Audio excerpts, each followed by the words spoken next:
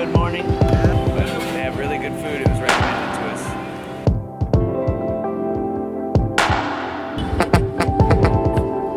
I want to take people from real India.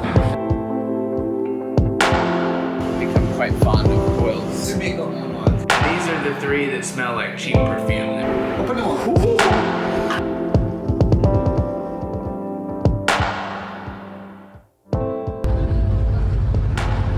So we're on the train from Chennai to Mysore right now. It's about a 7-hour ride and we're halfway through it. Traveling through South India, they had like really beautiful fields of vegetables like strung up on like cages, not cages, like frames. Lots of sugar cane growing. The cattle all looked really healthy. It was a great trip. So the number one reason we went to Mysore in the first place was for yoga. In the 1920s, Krishnamacharya lived there, and Pattabhi Jois, the founder of Ashtanga, studied under him. At the same time, BKS Iyengar, another famous guru that came up with his own type of yoga that deals with body ailments, more the medical side of movement, he developed there. BKS Iyengar left, and his center is now in Pune, India.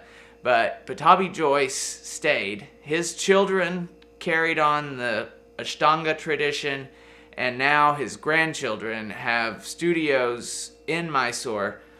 Was hoping we could do like a couple Ashtanga classes at the Pattabhi Jois Center, but they only allow, you have to take at least 2 weeks of like daily classes in order to come. There's a yoga season for the Gokulam area. It's when the gurus are in town teaching classes. However, you can't just drop in and practice Ashtanga with these guys. They prefer a month, no more than 3 months. So this is the building behind us, and now I guess we gotta come back to Mysore at some point to learn Ashtanga better. So we visited the KPJAY studio in the middle of Gokulam. It was a great place to start our venture in the city, but not much came out of it. I mean, we could have bought a coffee mug that said, you know, Joyce Ashtanga and taken that, but I didn't have room in my backpack. However, in Gokulam, there's a lot of yoga studios. There's also really good food, and it's a central, quiet location to venture out into the rest of Mysore. It's 10:30 a.m. and the day has finally begun. Nothing really opens here until 9. So, got breakfast, a little shopping, and we're going to meet some guys to flow in a park. A lot of the interesting part of India was just noticing cultural differences and differences in the way they did things. This was normal life to an Indian living in Mysore or any other city we visited, but it felt extraordinarily different to us as visitors. They're getting after it today. I figured the whole world used shovels and wheelbarrows and tractors to move rocks. One scoop at a time, so they don't use shovels. It's like the pick, and then they pull everything into a bowl. Carry it to the mixer, throw it in the mixer. I never thought an army of men wearing flip-flops carrying bowls full of rocks on their head would be the way that they made buildings, but it was true all over India. We loved making OSHA jokes about construction sites. So this is the studio at the Osho Glimpse. The yoga studios we visited were interesting, but a lot of them were Western because they were targeting a Western audience. About half of the classes were Western. The other half were domestic Indian students. The light switches. Like every outlet and every fan and light is on a different switch. It would drive an electrician in the United States crazy. We've been in Mysore for about 5 days, and a lot of the classes are offered in like teacher training courses, and finding drop-ins isn't difficult, but finding good teachers can be. I'm not recommending any of these studios as the best place to go. It's just the ones we visited. We met a guy named Chandru at my burgery, which has like fantastic vegan food, and ended up practicing with him for the last 3 days, and he gave the best instruction for inversions that I've experienced yet in a class. Like, put the knee out, lift up on the toe, and then kick into it, and use your legs to balance. And then there's no fear of falling over backwards. he was an engineer in Bangalore for Mercedes-Benz and gave up his job to move to Mysore and teach yoga. Having that mechanical background and knowing how things move has given him a grasp on yoga that few instructors have or are even seeking. That's him in the video, fire dancing with 8 flames on a dragon staff, moving fluidly. It was mesmerizing. He's seeking something new, not just regurgitating ancient information. The founders of our modern yoga practices were doing the same thing. They were coming up with something new in Mysore in the 30s, and it's been passed down. We have to take what our forefathers have given us and build on it, not just worship what was left behind. Like, it was really satisfying to leave after our practice. It was challenging, but also informative. And I just feel like really calm and clear this morning. So we had our 7:30 practice, and now we're at the Chakra House having breakfast and kind of like eating a whole lot of food. I gotta try to put some weight on. We sought out yoga, but we also decided to see Mysore. So when Indians travel, and most people travel, shopping and food are high on the list. But something unique to India is that they like to visit temples.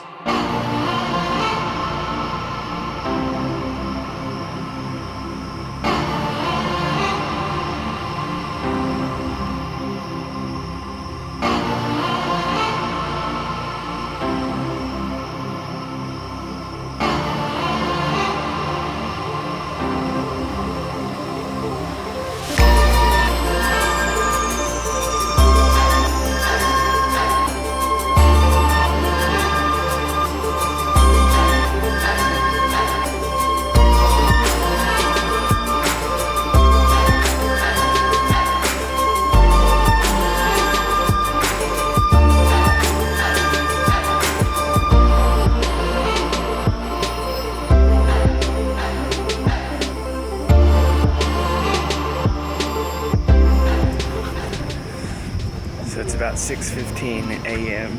and we're looking at, sunrise was at 6:10. We rode a tuk-tuk up the hill, and this is a viewpoint from Mysore. That's the horse race track down there. And their season is the month of June, so like we just missed it. The last races were last week. And then also in the distance, there's the Mysore Palace. The clouds kind of rolled in. It was more clear when we were headed up the first time. And then the Chamundi temple is farther up the road. It's quite cool up here. Glad I wore something heavier.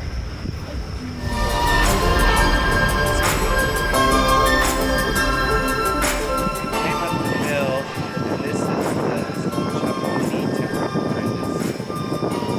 I'm not really sure what god it's to, but it's famous all over India.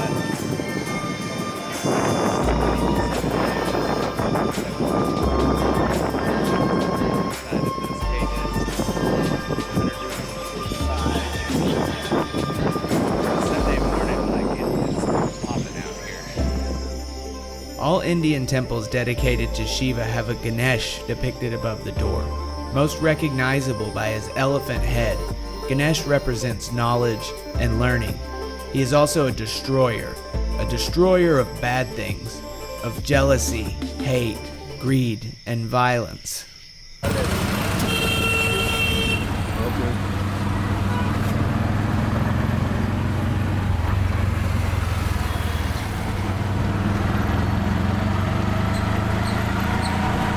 Came down off of Chamundi Hills, and Mylari dosas.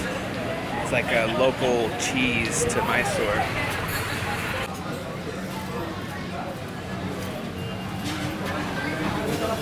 Really great food.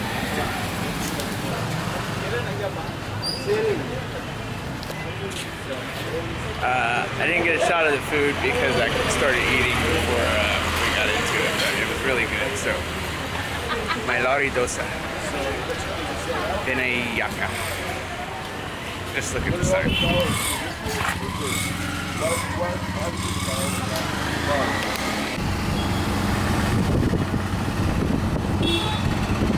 So on the way back to the room, we just stopped and got a chai on the side of the road. We just kind of chill. This is our driver. Thank you for a good morning. Yeah, same to you. And yeah, last stop. And then I guess it's nap time. It's like 10 rupees for a chai. It's about 12 cents.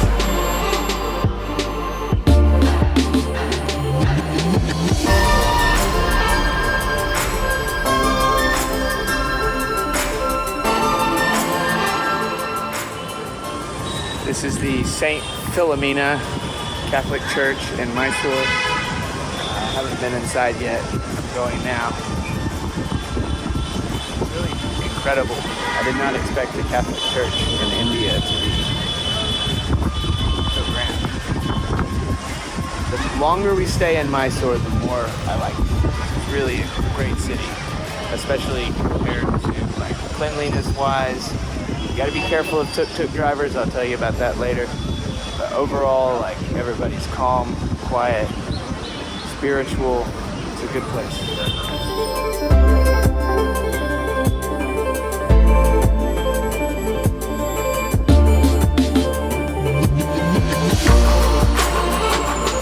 Really incredible, the reach of religion to the world and the freedom they provide in places that don't have the consumeristic life. Like, the more stuff we have, the less we can focus on our spirituality. It's something I'm finding, like our true happiness. There's nothing wrong with having things, but you can't let them be your God. You have to find your happiness and peace, like inside. You can't be starving and homeless either.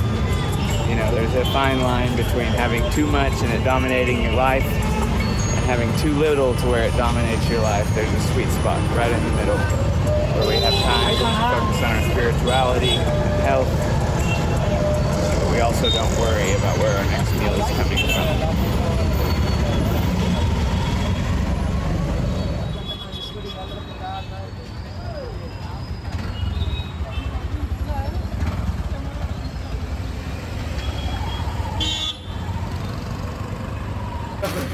Kira bath, kara bath, coconut chutney, some type of rice. We've got a dosa and gold bhaji coming. Gold bhaji is like a fried vegetable ball. They only have it on Sundays. So we're at Cafe CCBC Cafe in Mysore. I don't know what area. It's close to Gokula, but they have really good food. It was recommended to us, and I'm excited about it. This is the dosa, and all of the coconut chutney.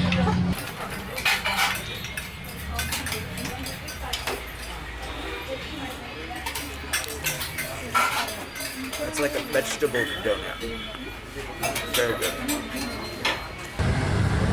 Cafe CCBC. The shopping in Mysore is also really great. The city's full of craftsmen that have handed down skills from generation to generation. Wood inlay is really big, and these are beautiful wood inlays. And the guys making them, it seems like no big deal. Like me writing my name on a piece of paper, they're chipping out wood inlays and making these beautiful, intricate pieces of furniture.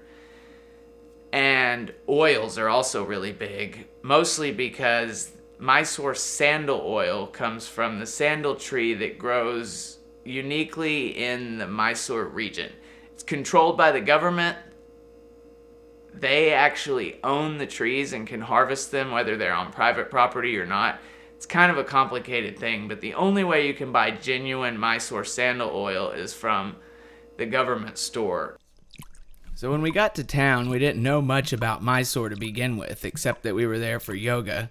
So we didn't have a checklist of places to go see or things to do.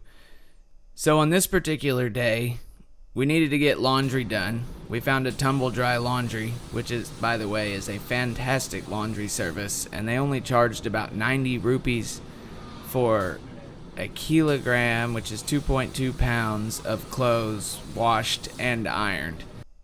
Not knowing what to do, we decided to go visit the Mysore Palace. This beautiful palace is actually one of the main reasons that yoga developed in Mysore. The last ring wedding took place here in 1938. Patabi Joyce and BKS Iyengar became friends with the king, and when he was in the palace visiting, they would come and hang out with him. He liked watching them do yoga, almost like acrobatics. I mean, most yogis would say, oh no, it's not acrobatics, but at some point you almost have to look at it like acrobatics. And that's why the king liked it. And he would give them money, so therefore they didn't have to work to take care of themselves. They could do yoga all day instead. And over the years were able to write books, study Sanskrit, and practice yoga to the point that they became masters and developed a following of students, eventually handing it down generation after generation until we've reached the point that we're at now, where yoga's all over the world and extremely popular in the United States. Chitta vikshepaste antarayaha. So coming out of the palace, we ran into Master Blaster, the slickest tuk-tuk driver that I met on our entire trip. Master Blaster! Yes.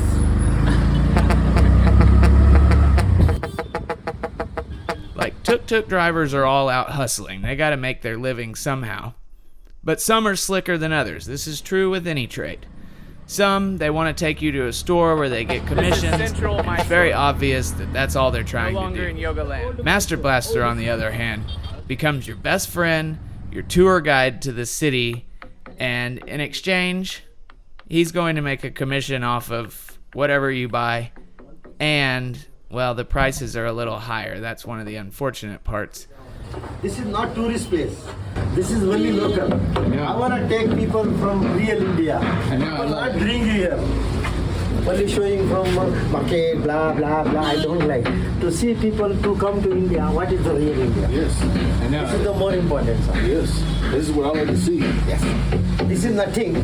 Just to follow me, I want to show them what is the real India for you. They build these tables out of rosewood that grows near Mysore, and then do like beautiful inlay work, and it takes almost 8 months to finish a table. Afterwards, it'll be left raw wood and covered with a piece of glass, along with matching chairs.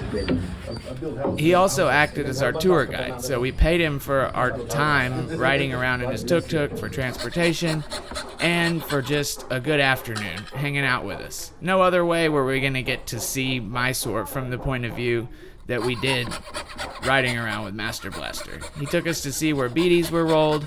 We went by a wood inlay shop, and finally we ended up at Yam Herbals, where they make and sell incense and oils. So when we first got to town, we met Master Blaster at the palace, and he brought us over here to Yam Herbals. And this is Ali, and I'm gonna see if he'll tell you a little bit of his history and how this business started. Well, this was started in the year 1936, which was started by my great-grandfather who came over here from Persia. Nice.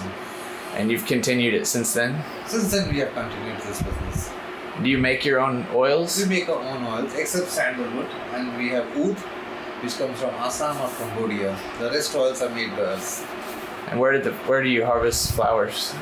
We buy flowers from the markets. Okay. Not the local markets, it's from the fields.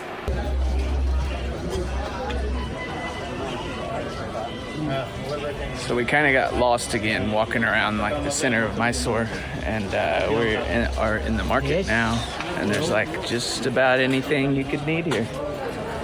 Bulk spices, vegetables, banana leaves, flowers. Hello.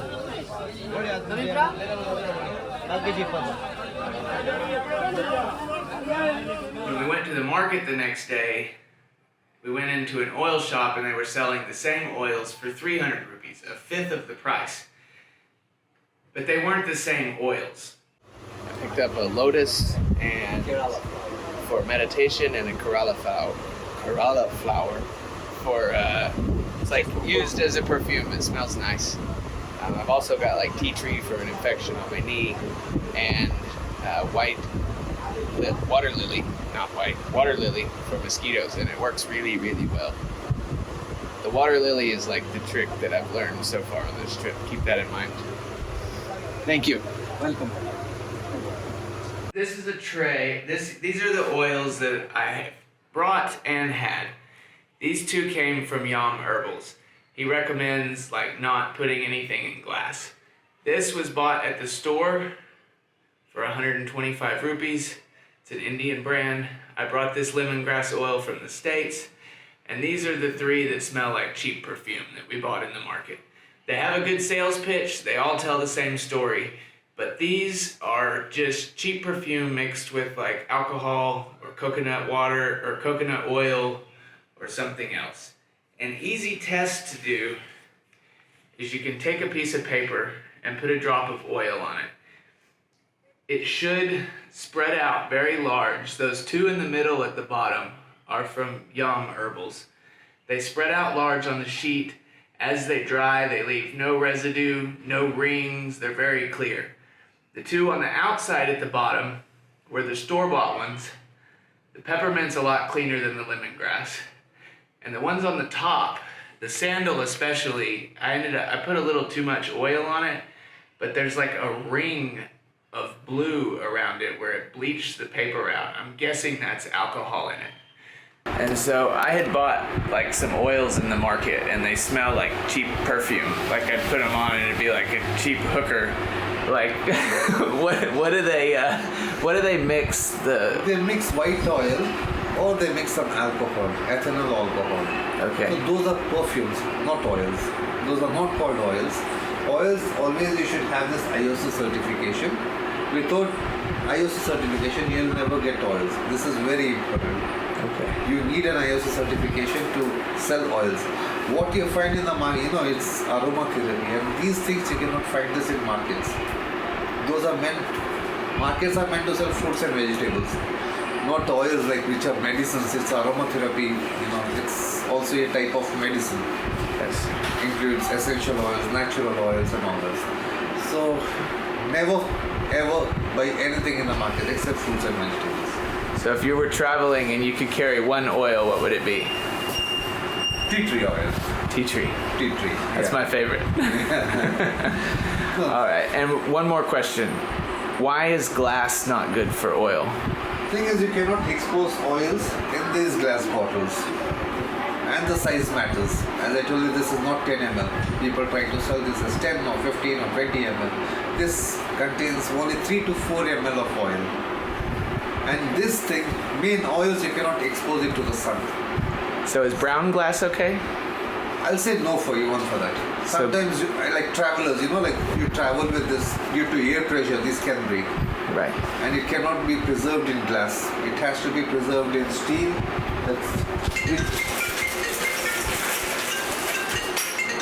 which has silver inside. Okay. Silver coated. Or leather. Just Okay. we are preserving oils. You cannot preserve oils on glass bottles. As you can see, we have preserved oils in all these aluminum bottles with Okay. silver. Very nice. Like we have one of the strongest oil, which is this. This is the most strongest oil. Like people cannot smell this oil. But this is very helpful for people who are suffering from COVID or migraines. Oh, really? This is a permanent cure for migraine. And what is it? Anyone try to sniff this? Will you try it, sir?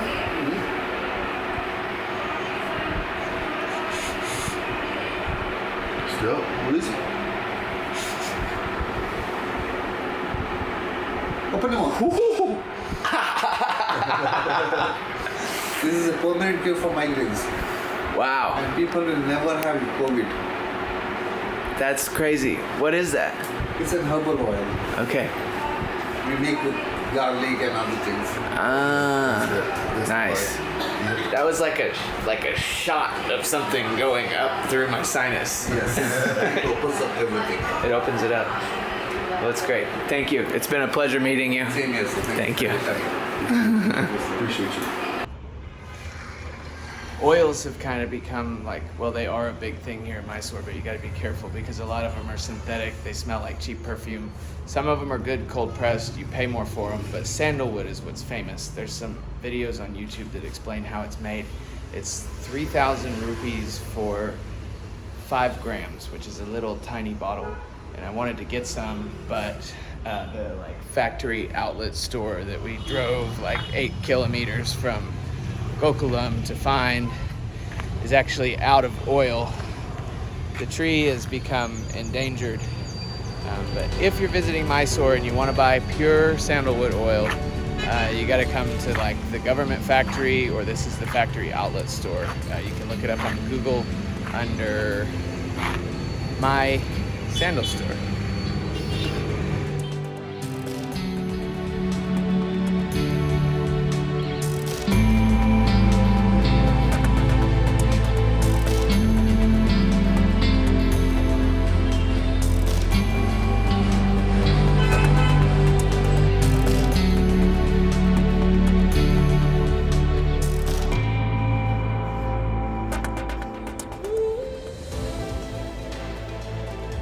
Our 6:45 train has arrived to the Chamundi Express to Bangalore. It's been a great time in Mysore. Beautiful city. It's probably my favorite in India so far. It's clean. The people are welcoming. Food is good. If you want to come practice yoga, it's a fantastic place to do it. I only packed this little 25-liter backpack when we left, more or less a day pack. It's been really nice to see a flight. However, that's souvenirs and extra stuff because I didn't have room for it. Alright, so this is the end. Headed to Bengaluru, Silicon Valley of